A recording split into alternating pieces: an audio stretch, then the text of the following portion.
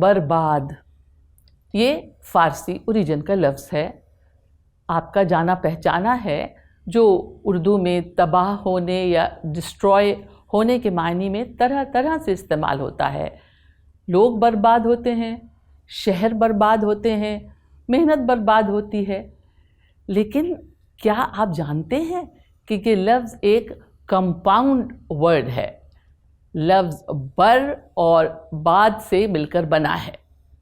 باد کے معنی ہے ہوا، یہ بھی آپ جانتے ہیں، اور بر کے معنی ہے آن، تو برباد کے معنی ہوئے ہوا پر۔